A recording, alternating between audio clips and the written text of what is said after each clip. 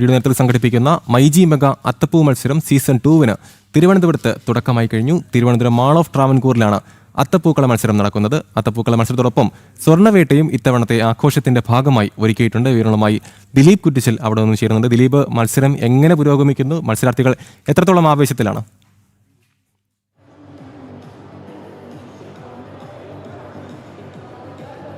അമൽ, വളരെയധികം ആവേശത്തിലാണ് മത്സരാർത്ഥികളും. ഒപ്പം ഇത് അത്തം കാണാൻ വന്നു നിൽക്കുന്ന ഒട്ടനവധി പേരുണ്ട് ഇവിടെ. അതോടൊപ്പം തന്നെ വളരെയധികം സന്തോഷം നൽകുന്ന ഒരു ദൃശ്യങ്ങളാണ് നമുക്ക് കാണാൻ സാധിക്കുന്നത്. ഇന്ന് ചിങ്ങം 1 അപ്പോൾ സ്വാഭാവികമായിട്ടും അത്തപ്പൂ ഇന്ന് മുതൽ ആരംഭിക്കുകയാണ്. ഇപ്പോൾ 5 ടീമുകളാണ് ഇവിടെ മത്സരരംഗത്തുള്ളത്. എൻ്റെ ഈ വശത്തുള്ളത് 2 ടീമും അതുപോലെ തന്നെ മറുവശത്തുള്ളത് 3 ടീമുമാണ്. കേരളത്തിലെ ഒട്ടുമിക്ക സ്ഥലങ്ങളിൽ, അതായത് മറ്റു ജില്ലകളിൽ നിന്നും ഇത്തരത്തിൽ മത്സരത്തിൽ പങ്കാളികളാകാൻ എത്തിയിട്ടുണ്ട്. നമ്മളിപ്പോൾ ദൃശ്യങ്ങൾ കാണുന്ന ടീമെന്ന് പറയുന്നത് ആദ്യത്തെ ടീമാണ്. ആ ടീമിൻ്റെ പേരെന്ന് പറയുന്നത് ശിവ കല്യാണിയാണ്. പൂജപ്പുരയുള്ള ഒരു ടീമാണ്. ഈ 5 ടീമുകളാണ് ഈ മത്സരരംഗത്തുള്ളത്. അതോടൊപ്പം തന്നെ ഈ അത്തപ്പൂക്കള മത്സരത്തിനുള്ള നിബന്ധനകൾ, പ്രധാനപ്പെട്ട 4 നിബന്ധനകളാണ് ഉള്ളത്. അതിൽ ആദ്യത്തെ ഒന്ന് പറയുന്നത്, ഈ അത്തപ്പൂക്കളം ഒരുക്കുന്നതിന് വേണ്ടി പരമാവധി 7 പേര് മാത്രമേ പങ്കാളികൾ ആകാൻ പാടുള്ളൂ എന്നാണ് ആദ്യത്തെ നിയമമെന്ന് പറയുന്നത്. മറ്റൊരു നിയമമെന്ന് പറയുന്നത് ഇതിൻ്റെ സമയപരിധിയാണ്. മാക്സിമം 3 മണിക്കൂർ മാത്രമാണ് ഈ അത്തപ്പൂക്കളം ഒരുക്കേണ്ട സമയമുള്ളത്. ഇപ്പോൾ ഏകദേശം 1 മണിക്കൂർ പിന്നിട്ടിരിക്കുകയാണ്. 11:30 ആരംഭിച്ചത്. 2:30 ഇത് അവസാനിക്കും, അല്ലെങ്കിൽ ഇതിൻ്റെ ടൈം കഴിയും. അതോടെ തന്നെ മറ്റൊരു നിയമം എന്ന് പറയുന്നത്, ഈ അത്തപ്പൂക്കളം ഒരുക്കുന്നതിന് വേണ്ടിയുള്ള പൂക്കൾ, അതായത് അത്തപ്പൂക്കളം ഒരുക്കുന്നതിന് വേണ്ടി പൂക്കളും ഇലകളും മാത്രമേ ഉപയോഗിക്കാൻ പാടുള്ളൂ. മറ്റു യാതൊരുവിധ വസ്തുക്കളോ അല്ലെങ്കിൽ നിറം നൽകുന്ന യാതൊരുവിധ കെമിക്കലുകളോ ഉപയോഗിക്കാൻ പാടില്ല എന്നാണ് മറ്റൊരു നിയമം. അതോടൊപ്പം തന്നെ ഈ ദൃശ്യങ്ങൾ കാണുന്നത് പോലെ 5 മീറ്ററാണ്. ഈ 5 മീറ്ററിന്, അതായത് നമ്മൾ ഈ ദൃശ്യം കാണുന്ന പോലെ ഈ ബോക്സിനുള്ളിൽ മാത്രമേ അത്തം നിൽക്കാൻ പാടുള്ളൂ. അതിന് പുറത്ത് അത്തം വരാൻ പാടില്ല. അങ്ങനെയുള്ള നിബന്ധനകളാണ് ഈ അത്തപ്പൂക്കള മത്സരത്തിൻ്റെ അതിൻ്റെ ഭാഗമായിട്ട് ഒരുക്കിയിട്ടുള്ളതും. അതോടൊപ്പം തന്നെ ഈ മത്സരം, അതായത് 2:30 അത്തപ്പൂക്കള മത്സരം അവസാനിക്കും. ഇതിൻ്റെ ജഡ്ജിങ് പാനലുള്ളത് 3 പേരാണ്.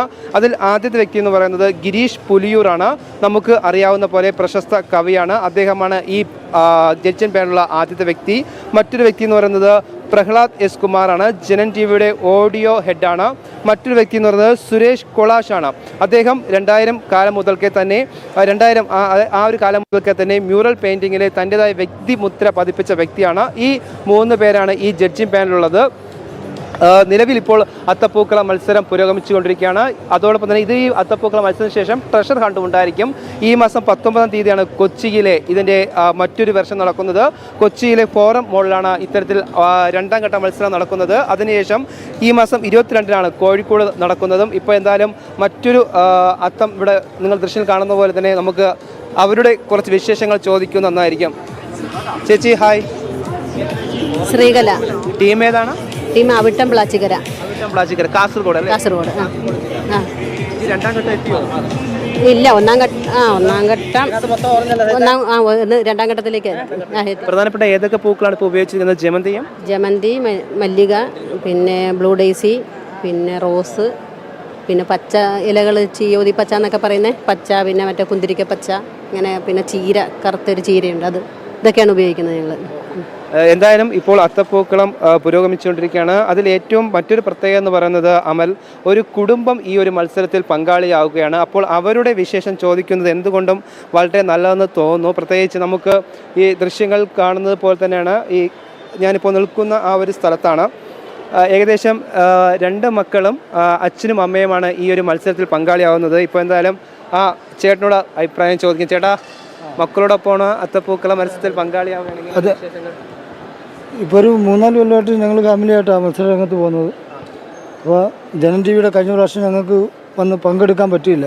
അത് ഏറ്റവും വലിയ നഷ്ടമായിട്ട് ഞങ്ങൾ ആ വീഡിയോ കാണുമ്പോഴെല്ലാം ഞങ്ങൾക്ക് വിഷമമായിട്ട് തോന്നും. അപ്പോൾ ഇപ്രാവശ്യം ഞങ്ങൾ കൊല്ലത്തുനിന്ന് ഓടി വന്നേക്കുക. ഞങ്ങൾ ദേശിംഗനാട് എന്ന ടീമിൻ്റെ പേര്.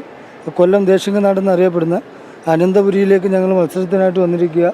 അത് ജനൻ ടി വി ഒരുക്കി തന്നൊരു വേദിയിൽ സ്ട്രോങ് ആയിട്ട് മത്സരിക്കാൻ വേണ്ടിയിട്ട് ഞങ്ങളൊരു നാടൻ കൺസെപ്റ്റുമായിട്ട് രംഗത്തിറങ്ങി വന്നേക്കുക. അതെ, ചേട്ടൻ സൂചിപ്പിച്ച പോലെ തന്നെയാണ് അദ്ദേഹം ആദ്യമായിട്ടാണ് ജനൻ ടി വിയുടെ ഈ ഒരു മത്സരത്തിൽ പങ്കാളിയാവുന്നത്. അതുകൊണ്ട് തന്നെ വളരെ സന്തോഷമുണ്ട് എന്നടക്കമുള്ള കാര്യങ്ങളാണ് വ്യക്തമാക്കിയിരിക്കുന്നത്. എന്തായാലും 2:30 ഇതിൻ്റെ ഔദ്യോഗികമായിട്ട്, അല്ലെങ്കിൽ ഇതുമായിട്ട് ബന്ധപ്പെട്ടുള്ള അവസാന വിധി 2:30 അറിയാൻ സാധിക്കും. അമൽ. യെസ്, വ്യക്തമാണ്. ജയരണ്ടി നേതൃത്വത്തിൽ മൈജി മെഗാ അത്തപ്പൂക്കള മത്സരം തിരുവനന്തപുരത്ത് പുരോഗമിക്കുകയാണ്. അവയെ കാഴ്ചകളാണ് ദിലീപ് കുറ്റിച്ചൽ പങ്കുവച്ചത്.